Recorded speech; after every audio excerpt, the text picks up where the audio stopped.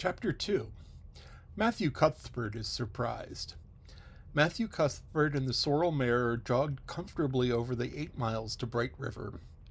It was a pretty road running along between snug farmsteads, with now and again a bit of balsamy firwood to drive through or hollow where wild plums hung out in their filmy bloom. The air was sweet with the breath of many apple orchards, and meadows sloped away in the distance to the horizon mists of pearl and purple white, while little birds sang as if they were the only one day of summer in all the year. Matthew enjoyed the drive after his own fashion, except during the moments where he met women and had to nod to them. For in Prince Edward Island you are supposed to nod to all and sundry you meet on the road, whether you know them or not. Matthew dreaded all women except for Marilla and Mrs. Rachel. He had had an uncomfortable feeling that the mysterious creatures were secretly laughing at him. He may have been quite right in thinking so, for he was an odd-looking personage, with an ungainly figure and long iron-gray hair that touched his stooping shoulders, and a full, soft brown beard, which he had worn ever since he was 20. In fact, he looked at 20 very much as he looked at 60, lacking a little grayness. When he reached Bright River, there was no sign of any train. He thought he was too early, so he tied his horse to the yard of a small Bright River hotel and went over to the station house. The long platform was almost deserted, the only living creature in sight being a girl who was sitting upon a pile of shingles at the extreme end. Matthew, barely noticing that it was a girl, sidled past her as quickly as possible without looking at her. He looked he could have hardly have failed to notice the tense rigidity and expectation of her attitude and expression. She was sitting there waiting for something or somebody, and since the sitting and waiting was the only thing to do just then, she sat and waited with all her might and main. Matthew encountered the station master locking up the ticket office preparatory to going home for supper, and asked him if the 5:30 train would be along soon. "The 5:30 train has been and gone half an hour ago," answered the brisk official. "But there was a passenger dropped off for you, a little girl. She's sitting out there on the shingles. I asked her to go into the ladies' reading room, but she informed me gravely that she preferred to stay outside. There was more scope for imagination, she said. She's a case, I should say." "I'm not expecting a girl," said Matthew blankly. "It's a boy I've come for. He should be here. Mrs. Alexander Spencer was to bring him over from Nova Scotia for me." The station master whistled. "Guess there's some mistake," he said. "Mrs. Spencer came off the train with that girl and gave her into my charge. She said you and your sister were adopting her from an orphan asylum and that you would be along for her presently. That's all I know about it, and I haven't got any more orphans concealed hereabouts." "I don't understand," said Matthew helplessly, wishing that Marilla was at hand to cope with the situation. "Well, you'd better question the girl," said the station master carelessly. "I dare say she'll be able to explain. She's got a tongue on her, that's certain. Maybe they were out of boys of the brand that you wanted."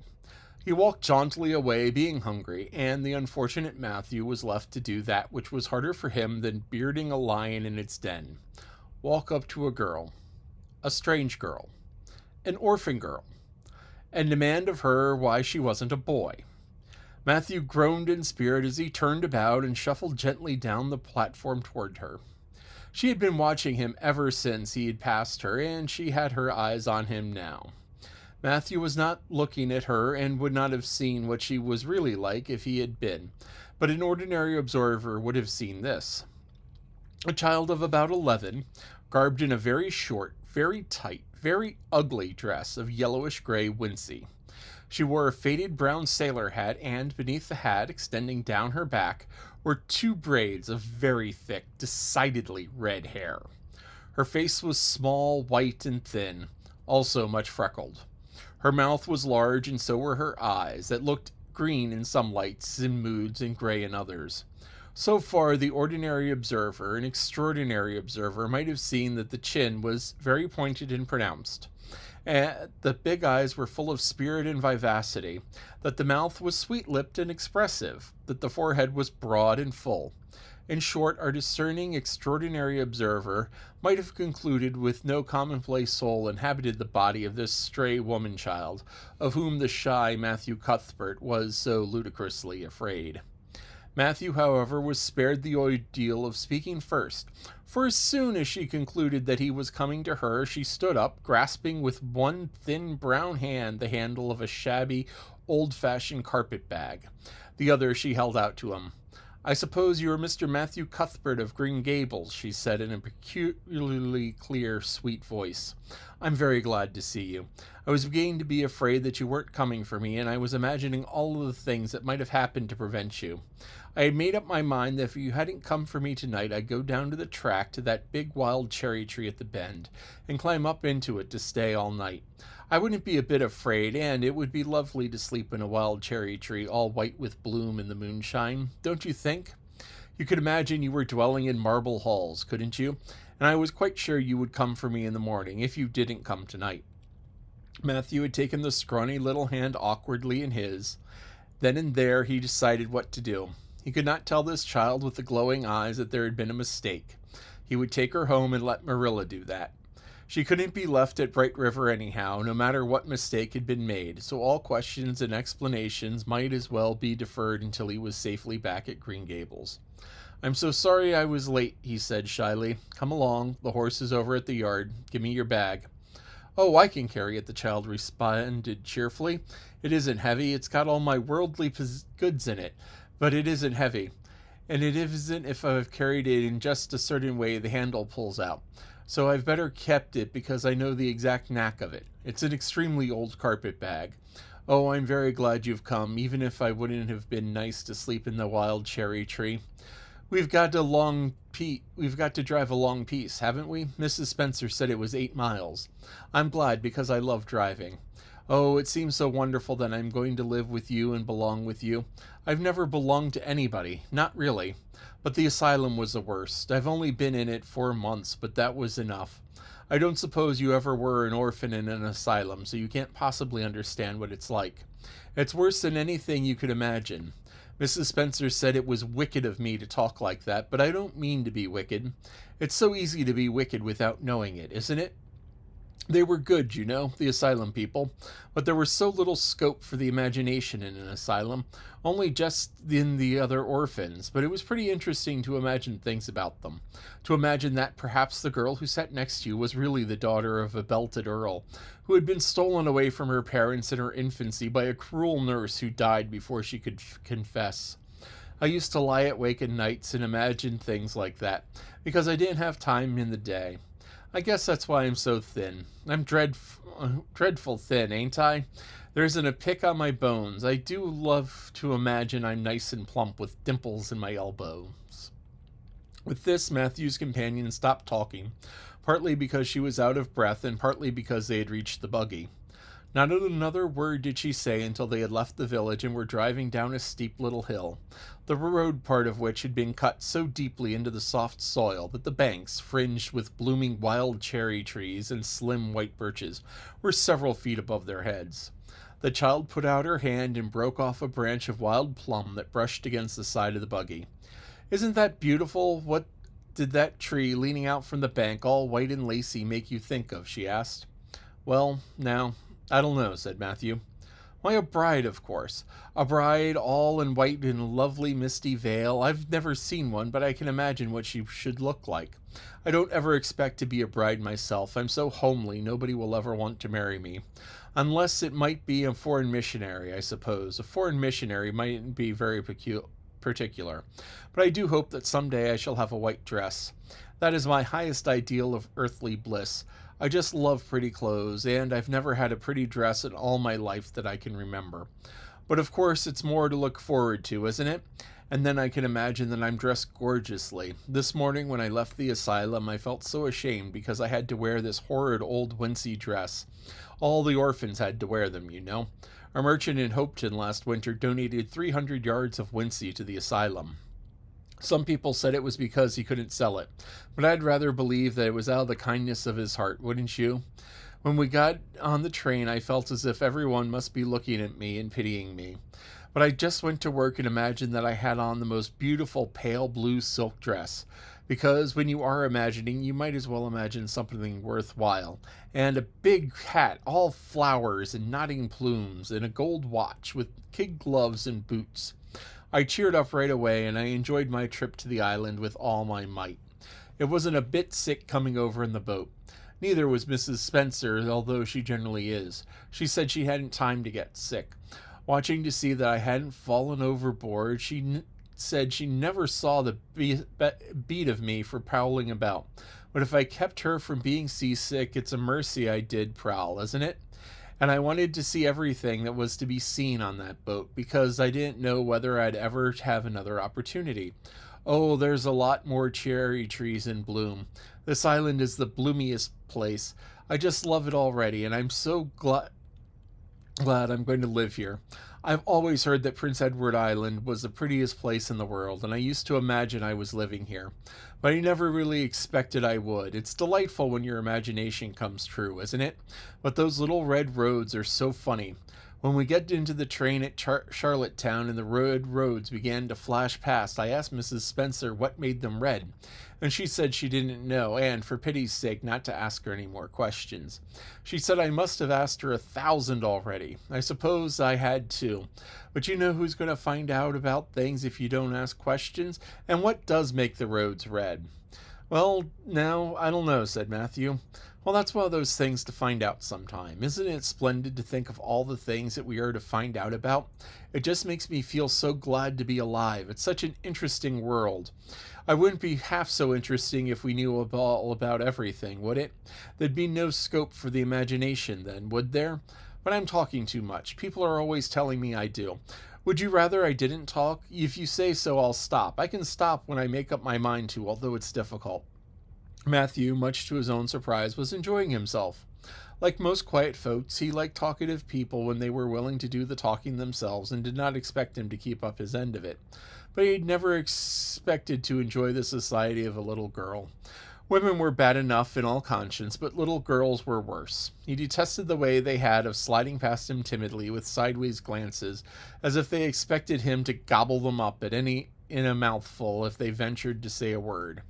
This was the Avonlea type of well-bred little girl, but this freckled witch was very different, and although he found it rather difficult for his slower intelligence to keep up with her brisk mental processes, he thought that he kind of liked her chatter. So he said as shyly as usual, "Oh, you can talk as much as you like, I don't mind." "Oh, I'm so glad. I know that you are going to get along together fine. It's such a relief to talk when one wants to and not to be told that children should be seen and not heard. I've said that to me a million times if I've had it once, and people laugh at me because I use big words. But if you have big ideas, you have to use big words to express them, haven't you?" "Well, now, that seems reasonable," said Matthew. Mrs. Spencer said that my tongue must be hung in the middle. "But it isn't. It's firmly fastened at one end. Mrs. Spencer said that your place was named Green Gables. I asked her all about it, and she said that there were trees all around it, and I was gladder than ever. I just love trees, and there weren't any about in the asylum, only a few poor weeny-teeny things out in the front, with little whitewashed cagey things about them. They just looked like orphans themselves, those trees did. It used to make me want to cry to look at them. I used to say to them, 'Oh, you poor little things, if you were out in a great big woods with all the other trees all around you and little mosses and June bells growing up over your roots and a brook not far away and birds singing in your branches, you could grow, couldn't you? But you can't where you are. I know exactly how you feel, little trees. I feel sorry to leave them behind this morning.' Do you get so attached to things like that, don't you? Is there a brook anywhere near Green Gables? I forgot to ask Mrs. Spencer that." "Well, now, yes, there is one right below the house." "Fancy, it's always been one of my dreams to live near a brook. I never expected I would, though. Dreams don't often come true, do they? Wouldn't it be nice if they did? But just I felt pretty nearly perfectly happy. I can't feel exactly perfectly happy because, well, what color would you call this?" She twitched one of the long, glossy braids over her thin shoulder and held it up before Matthew's eyes. Matthew was not used to deciding on the tints of ladies' tresses, but in this case there couldn't be much doubt. "It's red, ain't it?" he said. The girl let the braid drop back with a sigh that seemed to come from her very toes and to exhale forth in all sorrows of the ages. "Yes, it's red," she said resignedly. "Now you see why I can't be perfectly happy. No one could who has red hair. I don't mind the other things so much, the freckles and the green eyes and my skinniness. I can imagine them away. I can imagine that I have beautiful rose leaf complexion and lovely starry violet eyes. But I cannot imagine that red hair away. I do my best. I think to myself, now my hair is gorgeous black, black as a raven's wing. But all the time I know that it's just plain red and it breaks my heart. It will be my lifelong sorrow, but it wasn't the red hair. Her hair was just as pure gold rippling back from her alabaster brow. What is an alabaster brow? I could never find out. Could you tell me? Well, no, I'm afraid I can't, said Matthew, who was getting a little dizzy. He felt as if he had once felt in his rash youth when another boy had enticed him on the merry-go-round at the picnic. Well, whatever it is, it must have been something nice because she was divinely beautiful. Have you ever imagined what it must feel like to be divinely beautiful? Well, no, I haven't, confessed Matthew ingenuously. I have often. What would you rather be if you had a choice, divinely beautiful or dazzlingly clever or angelically good? Well, now, I don't know exactly. Neither do I. I can never decide. But it doesn't make much real difference, for it isn't likely that I'll ever be either. It's certain I'll never be angelically good. Mrs. Spencer says, "Oh, Mr. Cuthbert, oh, Mr. Cuthbert, oh, Mr. Cuthbert." But that's not what Mrs. Spencer had said. Neither had the child tumbled out of her buggy, nor had Matthew done anything astonishing. They had simply rounded the curve and found themselves in the avenue. The avenue, so called by the Newbridge people, was a stretch of road 400 or 500 yards long, completely arched over with huge, wide-spreading apple trees, planted years ago by an eccentric old farmer. Overhead was one long canopy of snowy, fragrant bloom. Below the boughs was the air, was full of purple twilight, and full ahead of a glimpse of a painted sunset sky shone like a great rose window at the end of a cathedral aisle. Its beauty seemed to strike the child dumb. She leaned back in the buggy, her hands clasped before her, her face lifted rapturously to the white splendor above. Even when they had passed out and were driving down the road, long slope to Newbridge, she never moved or spoke. Still, with rapt face, she gazed afar into the sunset west with eyes they saw visions trooping splendidly across the glowing background. Through Newbridge, a bustling little village where dogs barked at them and small boys hooted and curious faces peered from the windows, they drove, still in silence. When 3 more miles had dropped away behind them, the child had not spoken. She could keep silence, it was evident, as energetically as she could talk. "I guess you're feeling pretty tired and hungry," Matthew ventured to say at last, accounting for a long visitation of dumbness, with the only reason he could think of. "But we haven't very far to go now, only another mile." She came out of her reverie with a deep sigh and looked at him with the dreamy gaze of a soul that had been wandering afar, star-led. "Oh, Mr. Cuthbert," she whispered, "that place we came through, that white place, what was it?"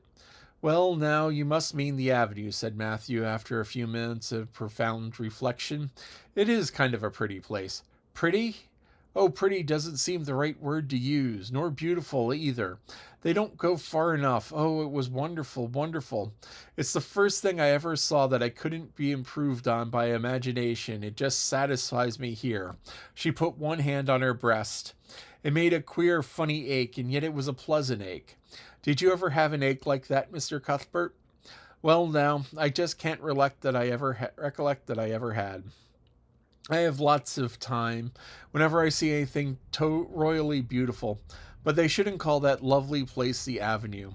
There is no meaning in a name like that. They should call it, let me see, White Way of Delight. Isn't that a nice imaginative name? When I don't like the name of a place or a person, I always imagine a new one, and I always think of them as so. There was a girl at the asylum whose name was Hezebah Jenkins, but I always imagined her as Rosalia de Vere. Other people may call that place the Avenue, but I shall always call it the White Way of Delight. Have we really only another mile to go before we get home? I'm glad and I'm sorry. I'm sorry because this drive has been so pleasant, and I'm always sorry when pleasant things end. Something still pleasanter may come about after, but you never can be sure. And it's so often the case that it isn't pleasanter. That has been my experience anyhow. but I'm glad to be thinking of getting home. You see, I've never had a real home since I can remember. It gives me that pleasant ache again just to think of coming to a really, truly home. Oh, isn't that pretty? They had driven over the crest of a hill. Below them was a pond looking almost like a river, so long and winding was it. A bridge spanned it midway, and from there to its lower end, where an amber hued belt of sandhills shut it in from the dark blue gulf beyond. The water was a glory of many shifting hues, the most spiritual shadings of crocus and rose and ethereal green, with other elusive tithings which have no name has ever been found. Above the bridge the pond ran up to the fringing groves of fir and maple and lay all darkly translucent in their wavering shadows. Here and there a wild plum leaned out from the black like a white clad girl tiptoeing to her own reflection. From the marsh at the head of the pond came the clear, mournfully sweet chorus of frogs. There was a little gray house peering around its white apple orchard on a slope beyond that. Although it was not quite dark, a light was shining from one of its windows. That's Barry's Pond, said Matthew. Oh, I don't like that name either. I shall call it, let me see, Lake of Shining Waters. Yes, that is the right name for it. I know because of the thrill. When I hit on the name that suits exactly, it gives me a thrill. Do things ever give you a thrill? Matthew ruminated. Well, now, yes. It always gives me kind of a thrill to see them ugly white grubs spayed up in the cucumber beds. I hate the look of them. Oh, I don't think that can be exactly the same type of thrill. Do you think it can? There doesn't seem to be much connection between grubs and lakes of shining water, does there? But why do other people call it Barry's Pond? I reckon because Mr. Barry lives up there in that house. Orchard Slope, the name of his place. If it wasn't for that long, big bush behind you, you could see Green Gables from here. We have to go over the bridge and around the road, so it's nearly a half mile further. Has Mr. Barry any little girls? Well, not so very little either, about my size. He's got one about 11. Her name is Diana. Oh, with an indrawing breath, what a perfectly lovely name. Well, now, I don't know. There's something dreadful heathenish about it, it seems to me. I'd rather June or Mary or some sensible name like that. But when Diana was born, there was a schoolmaster boarding there, and they gave him the naming of her, and he called her Diana. I wish there had been a schoolmaster like that around when I was born then. Oh, here we are at the bridge. I'm going to shut my eyes tight. I'm always afraid of going over bridges. I can't help imagine that perhaps just we get a little in the middle and they crumple up like a jackknife and nip us. So I shut my eyes, but I always have to open them for all when I think we're getting near the middle. Because you see, if the bridge did crumple up, I'd want to see it crumple. What a jolly rumble it makes. I always like the rumble part of it. Isn't it so splendid there are so many things like that in this world?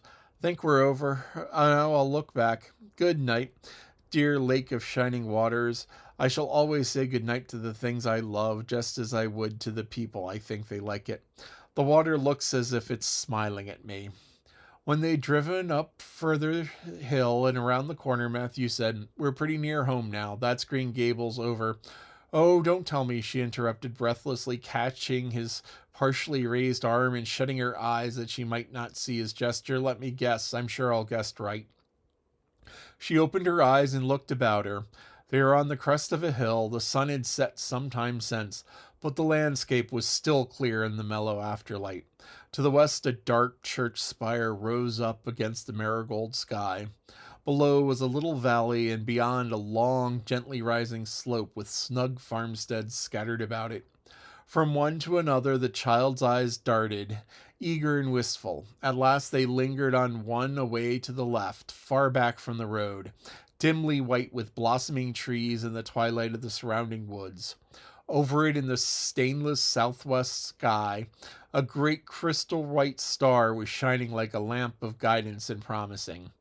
That's it, isn't it? She said, pointing. Matthew slapped the reins on the sorrel's back delightedly. Well, now, you've guessed it, but I reckon Mrs. Spencer described it so you could tell. No, she didn't. Really, she didn't.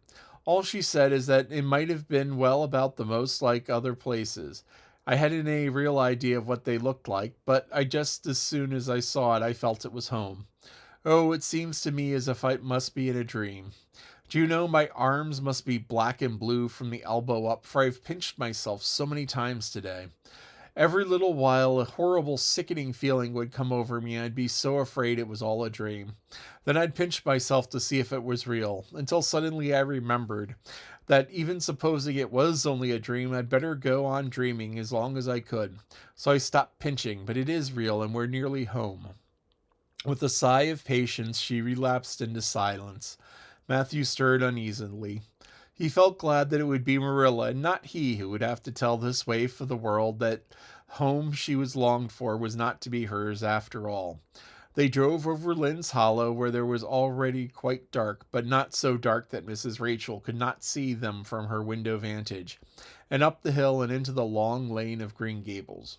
By the time they arrived at the house, Matthew was shrinking from the approaching revelation with an energy he did not understand.